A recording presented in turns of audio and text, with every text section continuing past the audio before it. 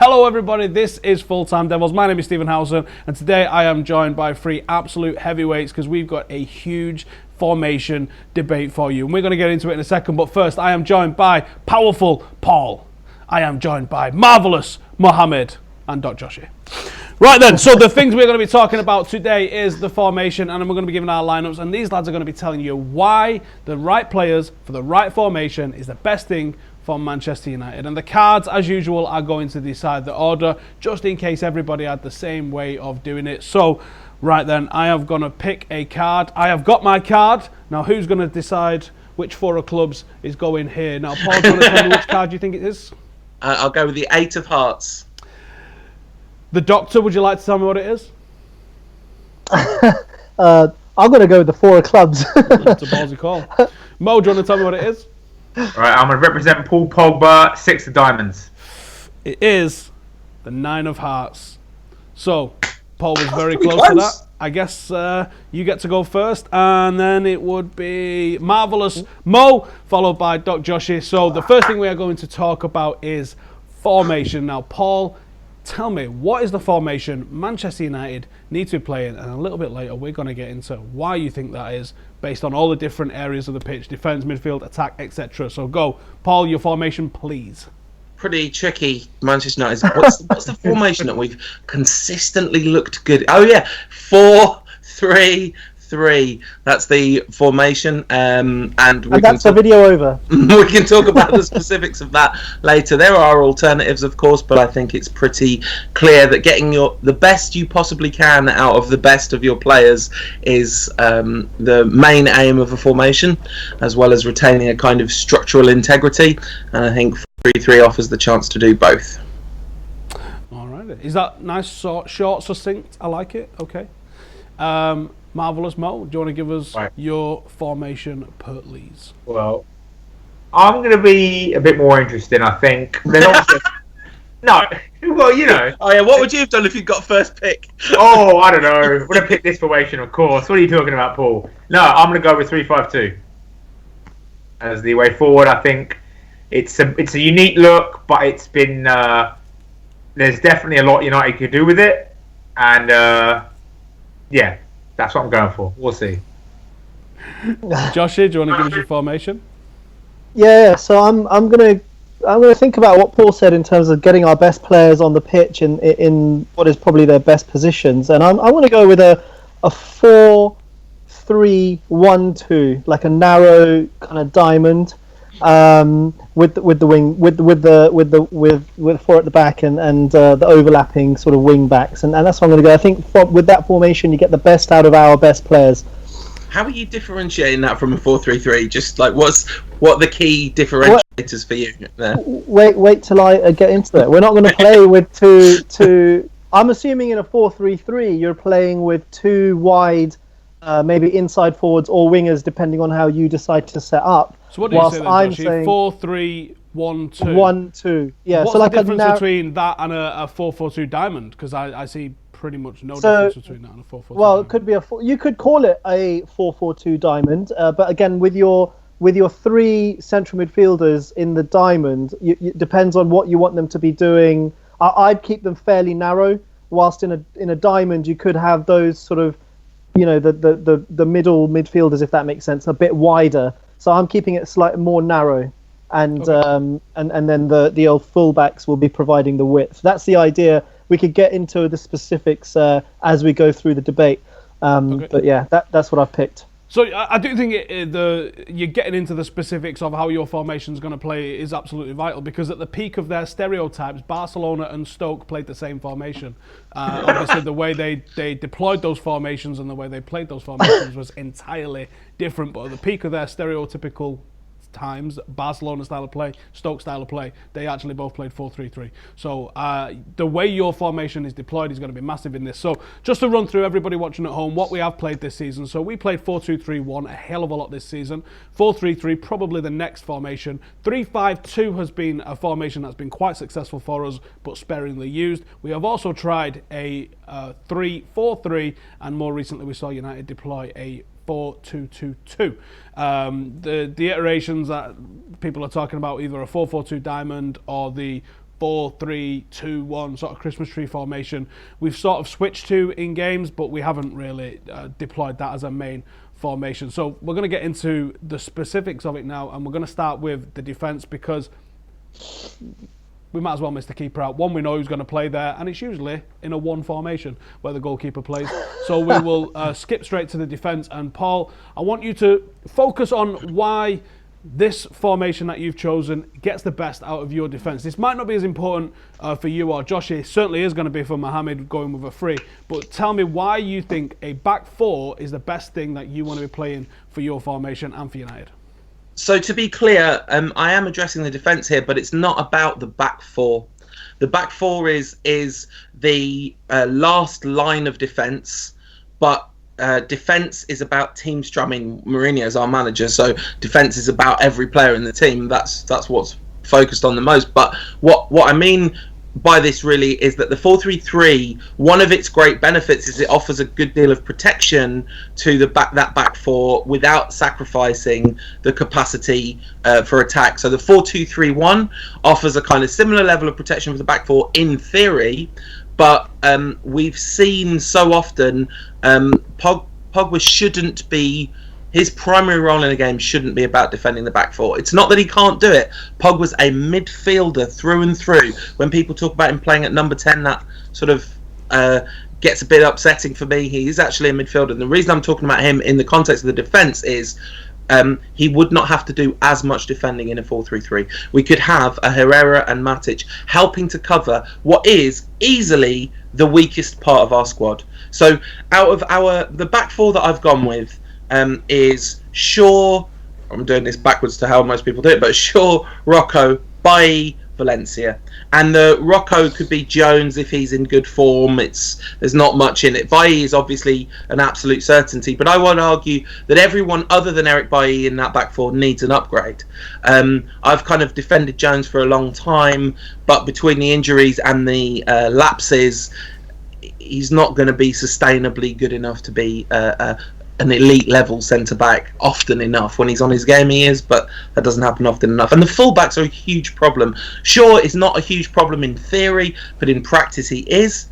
There's a lot of reasons why the 4-3-3 works for him in an attacking sense, but he'd have plenty of cover, and actually that's one area where his left forward and his left-sided midfielder could help fill in gaps and stuff when he goes on runs, and his natural defensive ability is obviously a lot higher than Ashley Young's. On the right-hand side, For me, Valencia is one of the biggest problems in the team. I know there are a lot of people who are huge defenders of Valencia who like him a lot, but I find him an immensely frustrating player. But he'd have plenty of cover. His problem isn't really defensive anyway. So essentially, the reason this works for that back four is because that back four is not good enough as a unit, and this gives them protection in front of them, as well as, of course, they have amazing protection behind them. I certainly would agree on that point. That I think that the problem in our back four isn't the lack of defending ability in the back four, especially in the wider areas. Their job really is to be attacking outlets, and they aren't. Marvellous Mo, do you want to give us the reasons for a back three and why that benefits United as a whole? All right. Well, the simple fact of the matter is this, right? Man United, apart from Eric Bailly, as Paul said, they don't really have any top quality centre halves, right? Eric Bailly is president, right? You find president for life. He's brilliant, but the rest of them you need help. And as Chelsea have shown, right, if you add a third centre half in there, suddenly defenders who weren't necessarily all that great look very good. Cesar Azpilicueta has been an amazing defender. He could never play in the two. Gary Cahill, they won a title with Gary Cahill in defence. They won two. One of those, you can't win a title with Gary Cahill in defence if you're not if you can't. Your system has a huge part in that, right? So United have three very well. Look. Smalling is a disaster, we would agree that. Tuanzebe is going to be great, maybe next year, we hope so. Jones is, when he's injured. So you look at it, right? You've got Bailly on the right, because Bailly can play with the ball, he can move out wide, he can play in right back areas, defend like a fullback, he's got the athleticism, he's got the intelligence to do it. But he's primarily a centre back, so you play him on the right. Rojo is a player who can go out, defend in left back areas, has the intelligence to do it, kind of has the pace, but has the instincts, definitely plays left back for Argentina. But he's at his home in defence. I know people criticise Marcos Rojo, but the man's name is Mark Red. Normative determinism. He is born to be a Man United defender. And in the middle, Victor Lindelof. Now Victor Lindelof has taken his time settling in. He's been pretty rubbish, frankly. but he's starting to look good the last few games. And we know that one thing he's excellent with is playing with the ball, bringing the ball out from defence. Right. Part of the problem Man United have had this season with Paul Pogba playing in a 4-2-3-1 is that the ball is getting to him and he's having to pick it up inside his own half. Right, which is one of the problems of the 4-2-3-1. The idea of having someone like Lindelof in the team was always going to be, this guy can pass it. This guy can really pass it. He can get the ball to Paul Pogba beyond the midfield. He can get the ball to Pogba when Pogba's 10 yards inside the opponent's half. And that's a game changer for Pogba, because then he's getting the ball and he's looking at the opponent and he's already moving forward. He's got momentum going with him. So you play Lindelof in the middle of a three, and that not only stabilises your defence and gives you 3 central defenders instead of 4, instead of 2. And remember, as Paul said, United's fullbacks ain't so good. So you've got these 3 central defenders now. There's a stable unit, and they can all play a little bit, which is the first thing. So if any one of them is in space, they can bring the ball up. But most assuredly, Lindelof is going to be in space because he's the middle one. So he's going to be able to step out from defence, and he can bring the ball out from defence like Rafa Marquez used to do for Mexico. He's going to bring the ball out. He's going to look up. He's going to have the whole picture in front of him. He can go left. He can go right. He can find the wing backs. He can find the forwards. He can find Lukaku, hit it long in big games, and Mourinho's going to love that. But he can also play it short, to play it to Pogba and get Pogba really moving forward, and that's going to be transformative for both defence, midfield, and attack. Interesting thought. Joshi, do you want to give us your back 4, please, and why it's good and needed for United? Yeah, so I think we do have issues in the back 4. We've talked about it before in terms of the way they distribute the ball. When you put them under pressure, they'll look backwards and sideways. They'll go back to De Gea and then he launches it. We don't like that. We want players who can play on the ball. And look, we're limited in certain areas, so we've got to try and play to the strengths of our team, but also get players in who are going to adapt, who are going to be able to play that formation. So look, my 2 centre backs, I'm going to have Bailly. He's an automatic choice when fit. He's our best centre back. He can play with the ball. He can step out of defence. He can bring it out, and we've seen him do that. And he's played at right back, so he can get up there. He's got that ability, and he can spot a pass.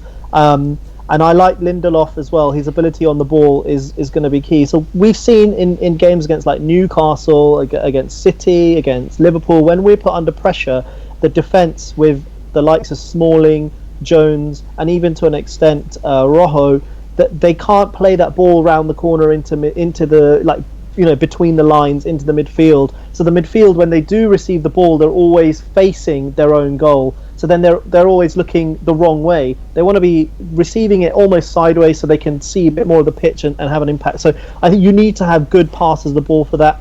Wide, we have issues. I think Luke Shaw is the best player on the left-hand side, even though Mourinho says he is, but won't play him. And Valencia again. So you're kind of limited in those areas. So you've got to play to their strengths and allow, and just say to Valencia, look, get down that byline. Don't worry about doing what you do, which is like cut back inside and play that sideways ball. Get down the byline, get a cross in. Similarly with Shaw with that left foot, do the same. With Ashley Young, you see he sort of cuts back inside and he takes his time, and it's the same trick every time. And with Shaw, you could just say, look, just get down that byline and get the first cross in. And we've seen with Lukaku, Mata gets a first-time cross in, and he's very instinctive with that finish a few weeks ago. So if you do that more often, you're basically playing to the strengths of the players that you've got instead of asking them to do. So maybe you've got a 3-5-2 and they're sort of up and down, up and down. In this sort of situation with the midfield, you're going to get a lot of protection. And you're giving them the space ahead to really get down that line. Because at the moment, with the wide players, they're playing more inside forwards anyway. And so you're going to expect that you need your defenders to be able to get up and down. But there's no sort of outlet down that. They can't just turn it down. We don't have out-and-out wingers. So it's not... you don't have those real partnerships going on. So they're going to have to provide that width. And then you get the midfield 3, providing the protection through the middle. And you're using your ball-playing defenders to really feed that midfield, where we're going to get our creativity from Pogba and the other attackers in those central areas. Show me how up and down works again. Thank you. Right, okay, so I definitely agree about the first-time balls from the wide areas, whether that is wingers that we haven't got or full-backs that aren't getting played. But I absolutely agree that first-time balls in would be beneficial to Lukaku. I think that him running onto balls, you're going to see a shed load of goals. Right, midfield, the battleground for everybody, for most people. Paul, you was first. Okay. This formation is about Paul Pogba. You know, we've all grown up under Fergie. We've all grown up in a no player is bigger than the team, and absolutely, long may that continue.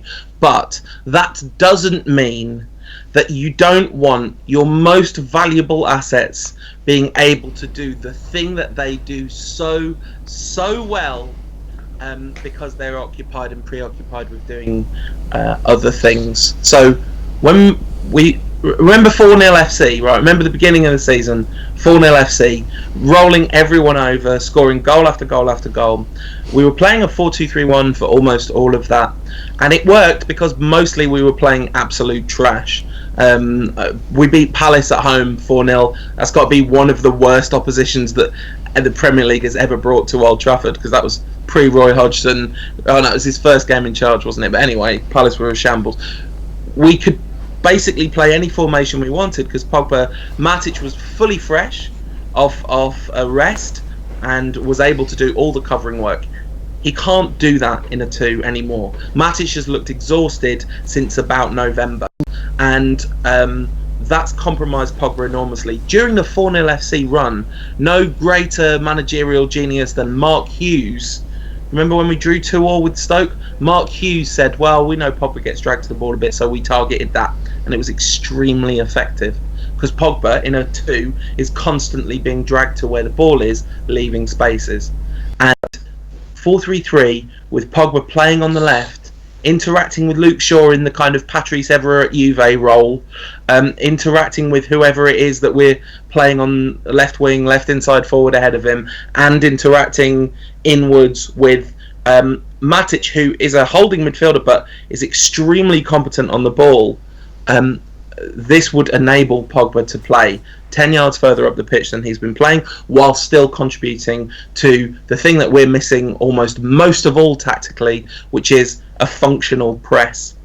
Because, you know, you talked a lot earlier, Steve, about like there's lots of different ways in which a formation can manifest itself. And almost the most important thing for me about this 4-3-3 is the way we'd be able to press when we didn't have the ball. Because right now, when we lose the ball, we're sitting back into that deep block almost every time when we've got potentially a unit full of absolute pressing machines, especially if we have a midfield of Pogba, Matic and Herrera. Pogba and Herrera can, when we lose the ball, can press like heck. So you've got Pogba, who's kind of got a fairly free role on the left. Matic, who's fundamentally holding. He could be backed up by Carrick or McTominay. McTominay could also back up Herrera in the kind of box-to-box position.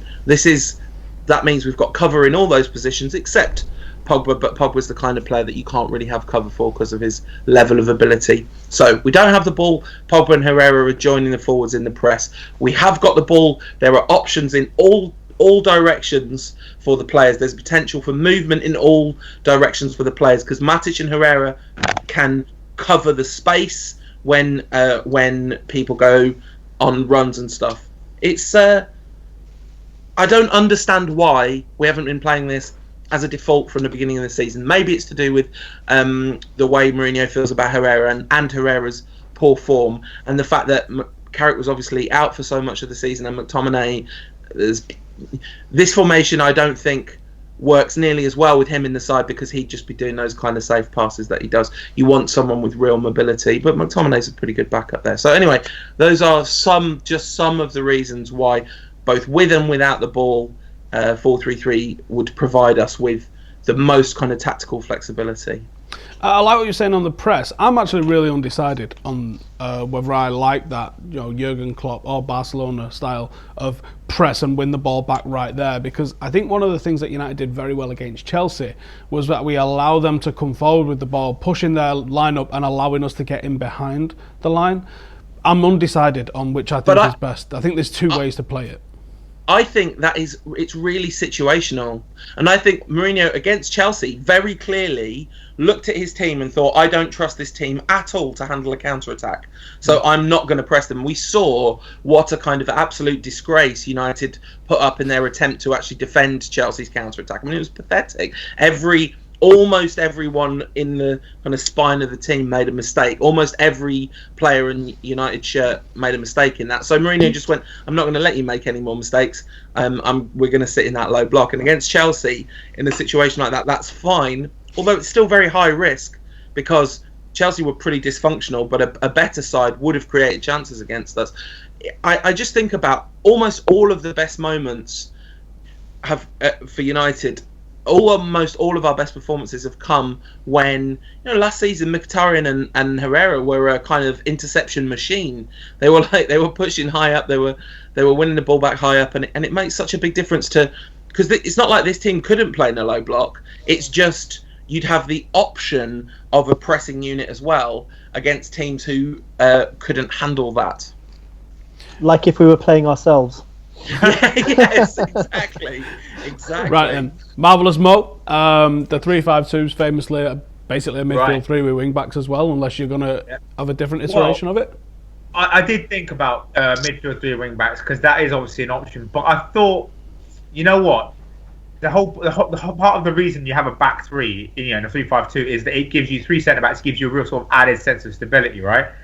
So I'm thinking, let's be a bit ambitious with this. Let's go for two central midfielders, right? Paul Pogba and Nemanja Matic. Now I'll get back to their roles in a minute, because I know everyone's going to think, wait a minute, that's not working in 4-2-3-1, and it's not. You're right, but hang on a minute. So those two in central midfield, right? Out wide, you got Ashley Young on the right, okay? Because Antonio Valencia, much as I adore Antonio Valencia, is ridiculously frustrating. Like when he's on it, his crosses come in and they're beautiful, but he's on it like once every 10 games. Like Ashley Young, for getting down and crossing the ball, very consistent. If he's on the right side, he can't do his thing where he cuts in and is really predictable every time. On the right, he's much more likely just to hit the byline and get the crosses in, and that's what you need. United need that profile. That's why Mourinho went to half for Perisic in the summer. That he knows United need someone who can just hit the byline, get the ball in. Lukaku would thrive off that, right? On the left, Anthony Martial. And, because this is one of the things with midfield, right? Midfield threes is you need midfielders that can carry the ball from midfield to attack, from defence to attack, even, right? United don't have any great dribblers in the side. They only have two really great dribblers in the side. Three if you want to count Rashford, but he's more kick and rush. It's Pogba and it's Martial. Guys that can take the ball and carry it forward, carry the team forward. Pogba does it better than almost anyone I've seen in the league when he's on it, right? Because he's huge, he's so strong, and he's so technically gifted. Like it's almost a cheat code. Like he's a 6'4" Iniesta. He gets the ball, he walks through players, he holds on, he rinsed Kante. There was this one dribble, and I asked someone to gift it. No one gifted it. He just made a mockery of Kante, like repeatedly, really, in the first half. He didn't use the ball so well until the second half, but that's a different story. So you have these four guys, right? And they become more of a unit. Because the problem with 4-2-3-1 is Pogba's getting the ball off his centre half, in his own half, back to goal, slow, very slow. And as I said, Lindelof's in defence now, right? You've got, first off, all three defenders can pass it, Lindelof in particular. So now Pogba's getting the ball further forward, right? Him and Matic are a unit. They know how to play together. The whole point is here, you say, Pogba, you go. But imagine it's a 3, you go. Because Lindelof can step up and essentially make it a 3, right? Lindelof is probably a better defensive midfielder than Matic in many ways in terms of distributing the ball. Matic is a great defender, but he's a bit slow on the ball. He's a bit he's left-footed, so that's always going to hinder him. He's can't really use this, right? That's always going to slow down his distribution. What you want Matic there for is tackling, is intercepting, is shutting down plays, and then driving forward with the ball, carrying it forward occasionally as well as a surprise. Pogba, though, you want him advanced, right? You want Pogba high up the field. Lindelof's going to find him there, right? And then who do you have as your number 10? Alexis Sanchez. Now, I have to explain this bit here, because this is the thing. Alexis Sanchez, there's no point giving him a tactical instruction. Almost no point. Because he just does what he wants. He's a freewheeling improvisational player, right? So, make use of that. Don't put him on the right wing. I mean, although obviously that's what I've always said, but I always said put him on the right wing only in terms of habit of giving him tactical freedom. You have to give this guy, just let him do what he wants. So in this instance, United play almost a 3-4-2, right? That's your defensive framework. And then this one guy, he does what he wants, right? and Alexis has the talent to play that role. Like he's one of those guys, one of the rare guys you would say, yeah, you let him, he just does his thing. He works hard defensive. I'm not saying he doesn't defend, but my point is, when he has the ball, his role is go where the space is and just attack, right? And other players can then feed off that and use that unpredictability and that edge, right? Because you're not waiting for him to sort of fit his role in, or he's not doing that Mata thing where he plays right wing and then just spends the whole time on left wing or number 10, and you're like, mate, there's no one on the right, you've ruined our shape. Shape accounts for the fact that Alexis will just do what he wants, right? There's already a shape. You've got two wide guys, Martial, Young. Both can carry the ball, especially Martial. Young, he can cross it really well. Martial can shoot, cut inside, pass, cross, whatever. All right, you've got two stable midfielders, right? Matic defends, Lindelof has stepped up, he defends, Pogba roams, right? Pogba gets on the ball, finds space. Alexis links with him. Those two are really, really good.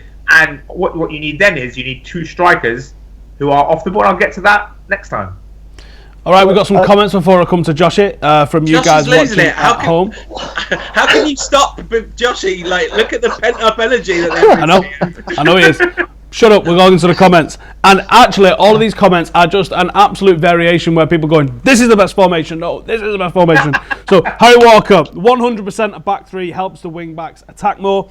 JS says, we say right back is sorted because of Valencia. What was the last time Valencia, or when was the last time he's put what? But essentially, when was the last time Valencia put a beautiful cross in? Doesn't matter if someone scored, he hasn't even put in a good cross. I tend to agree with that. G Art says, 4-4-2 is the true Man United way. Rash and Tony, either wing, Matic and Pog in the centre with Rom and Sanchez up front, unleash the beast.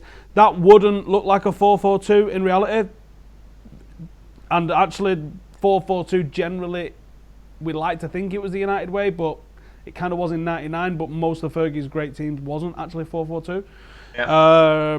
Manav says, Shaw can be world class, needs more game time. I think that ship has, sailed on out the harbour. Last couple, where have I gone? Michael says, bring Blind back into the team. He has disappeared. He's had some phenomenal performances for us this season as a left wing back and as a centre half. I don't know why I've never tried him in midfield, or Mourinho's never tried him in midfield. Marcus says Lindelof needs more time to adapt because he is class. I think there's defensive errors in him, but yes, on the ball he is class. And Sid says we should try 4-3-3, but with Mata in the three of the mid, like City use Silva. Yeah, I do agree with that, and I wouldn't mind seeing that. It might be a tad too adventurous for Mourinho. Maybe Angel Gomez could be that player one day, played as one of the number 8s. Please, Jose, if you're watching. Right, Joshi. Right. Yeah, give us your midfield. Okay, so it's taking kind of elements from sort of both of what these guys have said already, but like I said, I've said a 4-3-1-2 or a 4-4-2 diamond, however you want to describe it. But you have Matic at the base doing what he does. And like we said earlier, at the beginning of the season, he was very fresh. He was covering a lot of space on his own, allowing Pogba to sort of flourish. And we weren't playing great sides, so he was able to do that role. But I think he does need that help, and that's why you've got this 3 where Pogba does on that left-hand side. And I think we all agree, probably Herrera at the moment. McTominay has stepped in, and like he did against Chelsea, did very well for the most part. And you've got that unit there, and that I think will function in a similar way to how Paul described. And I have to say that that will allow Pogba to step up into higher areas on the pitch, into those attacking areas. And I would put Sanchez in as that fourth, that tip, a point of the diamond. And when I say diamond, I don't mean Pogba's going to play left wing or and Herrera right wing. I'm going to keep it fairly narrow because you're going to allow the fullbacks to do that and get an up and down the pitch. And this is and now the other element I'm taking from what Mohamed said, Marvelous Mohamed, is the idea that Sanchez gets this free role behind the strikers, okay, because he works hard. But he likes to roam. He likes to get in between the midfield and the defence, and you can't just say to him play right wing and cross balls in, because that's not really his core strength. You could put him out on the left, but then you're now doing the same thing with Martial down that right hand side, so it's kind of difficult. And I think for him, he likes that ability to roam. He did it at Arsenal alongside Ozil, and across that sort of attacking line.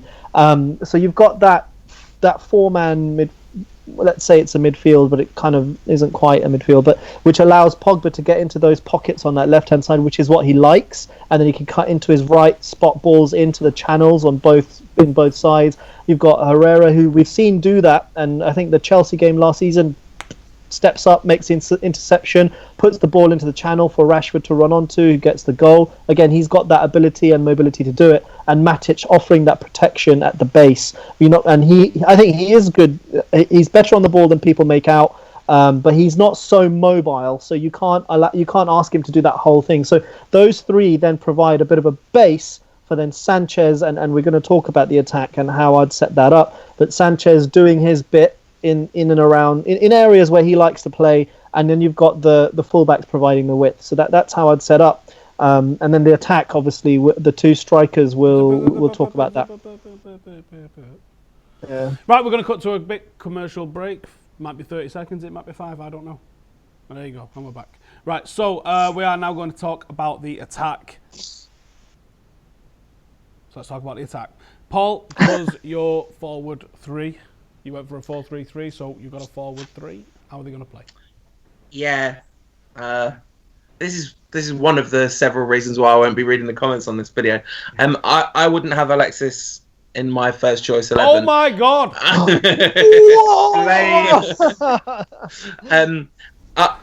would have him as an incredibly useful member of the squad, and there are lots of these other formations where you would put Alexis in the side.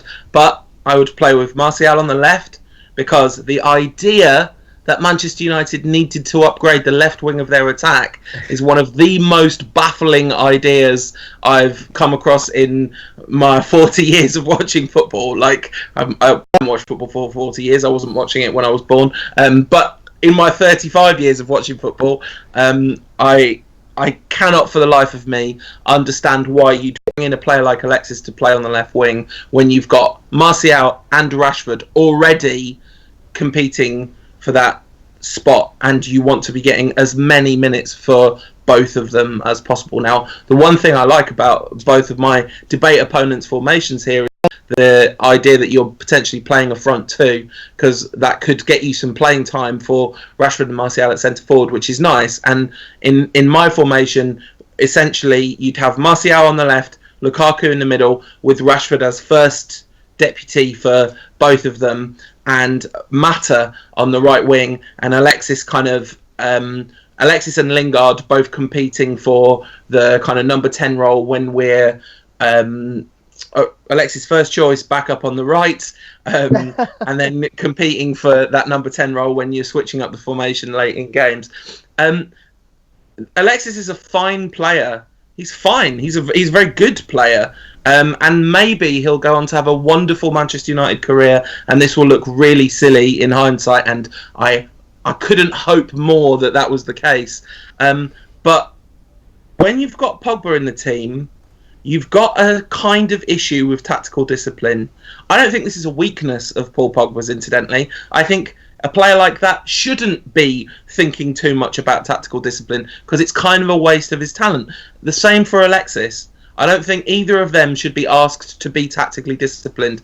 And when you've got, if you have both of them in the same side, especially if they're on the same side of attack, so in a 4-3-3 with Alexis on the left and Pogba on the left side of midfield, and especially if you've got Luke Shaw, who's kind of struggling to find himself again, and then or Ashley Young, who is okay as a left back, but that's it. You're asking for a big problem down the left-hand side. So my reason for excluding Alexis on the left is mostly just about the balance of the team, because Martial will go into business for himself, as they say, plenty, but he will follow instructions, and especially Rashford will follow instructions to the letter. So then, on the right, the reason for choosing Juan Mata is partly it's because you've got Herrera on the side. Obviously. Yeah, I mean, why would you want to exclude him? But secondly, it's about the balance of players, not the balance in terms of space on the pitch, because I don't think we've got the squad to make balance in terms of the space on the pitch in the up and down areas. But it's about balance in terms of style of play, because Mata will knit together attacks. Mata will facilitate Lukaku. He'll facilitate Martial, and he'll be on a level with Pogba in terms of exchanging the ball. Now, Alexis can do that too, and I'd be fine with having Alexis on the right, but he doesn't want to play on the right. So you don't want to play on the right, pal? Well, you're on the bench, because Juan Mata will play wherever you like. And also, you have the Herrera-Mata axis, which is a multiplier of both of their talents, as we saw under Louis van Gaal. And talking of Louis van Gaal, I couldn't help thinking about him earlier when Mo was talking about Lindelof seeing the whole pitch in front of him, and I was thinking Louis van Gaal would have a happy tear trickling down his cheek at the thought of the centre-back as playmaker. Anyway, that's my front three, and I really hope Alexis is good for United. Hell of a ballsy call to be dropping our new shiny thing. Hell of a ballsy call to be dropping the new shiny thing. Well, the thing is, if I'm picking a formation, that means I'm the manager, and we probably never would have signed Alexis. So. Hey. All right, okay. Mo, Marvellous Mo, do you want to give us your forward two and how they're going to play? Well, number 9, Big Cax, straight in there. Centre forward, you know. And it's so funny because the media go on about, oh, he's such a big lad. Oh, he's so... You know what? Using his strength is by far the worst thing he does on the pitch. He is, like, he's an enormous guy. He should really be massacring everyone. And he doesn't. His technique is way better than his use of strength, which is hilarious, really. Considering all the... well, it's not hilarious, I guess, given the commentary about him. But sad? Ironic? I don't know. Anyway... He's really, really good. He's getting so much better now. You know, his touch is improving. His hold-up play is infinitely better than it was even in August. Like, he's so much better now. He can have really good games where he doesn't score. Like, and against Chelsea, he was dynamite, really, really good. But he's had great games previously where he hasn't scored a goal. His assist for Martial the other week, that was just... He's brilliant. And, you know, is he ruthless enough? I don't know, but talent-wise, he's got everything. You just got to get him in there, get him the balls, get him the service, right? So you put him up top. He's your target man if you want to go long. If you want to go short, he can come short and mix it up, as we saw. Not brilliantly, but he can do it. But he's your reference point up front, right? And then playing off him, marvellous Marcus Rashford, the one and only. It's got to be, right? Because you're talking killer instinct, you're talking pacing behind, you're talking someone who can actually play quite well. Got good technique, good passing, very good at one-touch passing attacks. Marcus Rashford is the one, right? You want to kick off a 1-2 between the forwards? Marcus Rashford's the man. You want to get consistent supply and support to Lukaku? Marcus Rashford's the one. He's going to be up there. You know, if Lukaku wants to drop deep, Rashford's in the box. If Rashford peels out left to do something amazing with Martial, two of them on the left, the same flank, Lukaku's in the box. There's always someone in the box with this formation because it's two forwards, right? And more importantly, you know, Rashford has the ability to drop back and defend, right? So when the opponent has the ball in United in the defensive phase, Rashford can drop back and it becomes almost like a 3-4-2-1. Alexis and Rashford will be kind of defending just ahead of the defense. Maybe one of them could be tasked with, let's say, looking after opposing defensive midfielders. If you're playing Barcelona, maybe you say, Rashford, hey, when they have the ball, sit on Busquets, just bother him, you know. So you have that option as well of going 3-6-1 or 3-4, however you want to put it. Right? With the ball, you go 3-5-2, you go forward, right? You can play it long because now you've got Rashford coming in. If Lukaku comes deep to head the ball, you've got Rashford and Martial running behind. You've got pace, you've got fun, and you've got number 9 and 19 up front. Reminiscent of Cole New York. Come on. All right, Doc, do you want to give us your 4-2? Yeah, so look, this is how I'm looking at it. Lukaku's going to start, and I agree with a lot of what Mohamed said. You know, he needs to his strengths. He doesn't bully players enough, and he actually does get shoved off it far too much for someone his size. But that's not what we want him in the side for. We don't want him to be all the time back to goal holding up defenders. That's not what we want him to do. We want him running the channels, and we saw the other day he can run. He's got pace, he's got good movement. When he gets out into that right hand side, he can cut in and put a great cross into the middle where Lingard came in and followed up. He did it previously for I can't remember who scored the goal, but he puts in some lovely crosses from that right hand side. So he's going to be on that sort of the right of the two, if that makes sense, running those channels. But obviously there's that fluidity there. And then Anthony Martial in that kind of Thierry Henry style, where he's up. He is a centre forward, but he can drift out to that left-hand side. He likes to run those left-hand side channels, and you've got Pogba behind him, Sanchez behind him, looking at these runs into the channels where they can both occupy defenders. You're playing with a 2, they can occupy 3 defenders easily. You're playing against a back 4, they can occupy that whole defense because they're running in between the centre backs and the full back. This is what we want. We want to use their pace, running in behind, and they've both got the ability if the other opposition is playing deep to be in the middle and take on defenders and cut in on the left or the right foot, whoever you're talking about, to take those shots. You've got Sanchez causing problems because he's going to be free behind them tactically to move around. And I kind of disagree with Paul when we're talking about Pogba in terms of tactical discipline. Even at Juventus, when we're saying he was at his best, and I still think that's not necessarily true, but he was disciplined, and yes, he had that cover with the other midfielders, and that's why we play a 3 to allow him to do that. But it doesn't mean that he was just left to his own devices. He was disciplined, and they didn't necessarily play with the wide players. And in our squad, we don't have natural wide players, natural wingers who are going to get down and put those crosses in. So, what I'm trying to do with this formation, you're playing your best players in their best positions. That's essentially what I'm trying to do, and allow that fluidity at the top, because Lukaku can drift wide to the right. We've seen him do that, putting great crosses. Martial can drift wide to the left.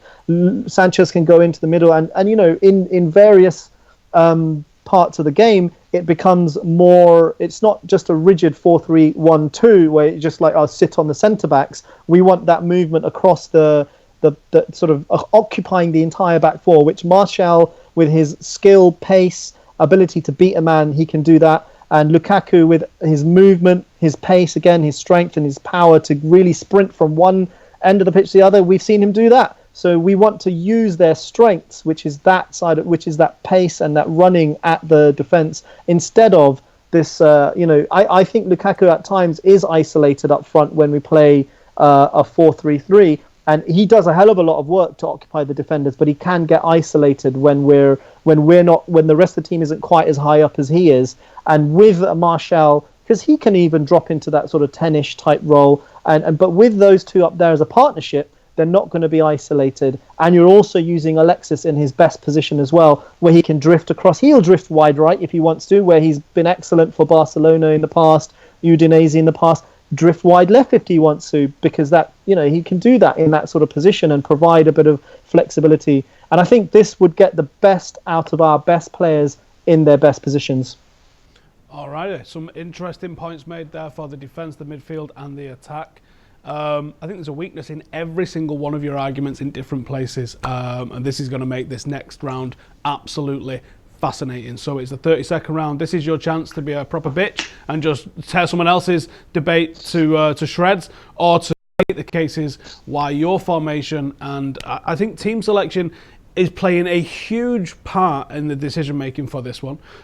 So why your formation, and in particular the team selection that you've got, deserves to win. It's got 30 seconds. I'm just going to get the clock up ready to go, and we're going to be going in the same order that we've been going. I see you've got a thingy, but I've got a thingy as well. So let me get my clock up. I said clock. Hey! I've lost audio as well, actually. Hang on, let me get that back. Right, I have my clock ready. Paul, are you ready?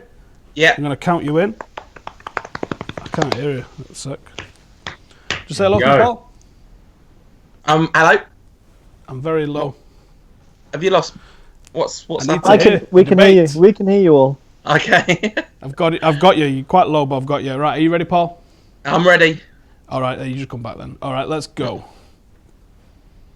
The problem with Mohammed's argument is, what do we do when they've got the ball on their right, our left? That's the singular problem with that. The problem with Joshi's argument is that he's done an amazing job of a formation he doesn't really believe in, because he had to go third. Like, it's an amazing job, but the theory is beautiful for players not being isolated, but I actually think that would leave our attackers more isolated. Mine has easily the fewest weaknesses. Stop. Can I just say, Paul bigged me up. He said I did an amazing job and it was beautiful. Yeah. Joshi, no time for that now. I feel it in my heart. No bad dream witness. Thank you. Marvelous Mo, would you like to take the stage? All right. And 3, 2, 1, go. 4-4, Josh's formation, whatever the hell it was, there's no width. It doesn't work. United's fullbacks aren't good enough to play it. Look, you need great fullbacks to play it. Milani, Cafu. United don't have Cafu. It's not going to work. Paul's formation, look, it's a great idea. 43 is very, very solid. But Quamacha's not a right winger. Oh my God, are you kidding me? He comes in field all the time. It's clogs up space, gets in the way of Alexis, gets in the way of Pogba. It's not going to work. 3-5-2. Look at this. We got a whiteboard! 5. Look at this. Lindelof coming out of defence, joining midfield. Pogba going everywhere. Stop! Defending. Look at that. You got Alexis going everywhere. Rashford flying down the left. I like how you've got all the directions in which Alexis is going to give the ball away written on exactly. that. Exactly, but that's why it's 3-4-1-2. There's 4 guys behind him. He's not part of the defensive framework. He's got a free roll. He can mess up. None of this is being counted. None of the words coming out of your mouth are. Can we strike those from the record, please? Thank you. Joshi, are you ready? Yeah. 3, 2, 1, begin. Well, I'm not going to spend time bad-mouthing the other guys' formations because they've done enough of that themselves. But the idea is to look at the squad, see where we can get the best out of the best players. And whilst Paul doesn't want to play Alexis, he's a world-class player. We get him inside in his best positions. Pogba again in his best position. Those are 2 of our best players. And again, Lukaku, Martial, best positions. Yes, we have problems at fullback, but we have that regardless of the formation. It doesn't matter. So you've got to try and get the best of what we have. And I believe that's what I've done. Oh, you absolute trio of dicks, because you've all got a massive, massive flaw in your argument. Let's address them step by step. So, Paul, you went with a 4-3-3, which you think really on paper is what Manchester United should be playing. But I still believe we lack that third midfielder that can truly do it. Ander Herrera, on paper, it should have just been swapping in Matic for Carrick from the best performances last season, but in reality, it hasn't worked. Also, you've left out one of our genuine world-class players. I agree that Mata needs to play way more often, but Sanchez not being in the starting 11 is a massive problem for me. Now, have a look at Mo's. Mo snaps. Steve, sorry, let me just. Can I have the opportunity to rebut? Wrapping up with the judge thing, so shut it, right?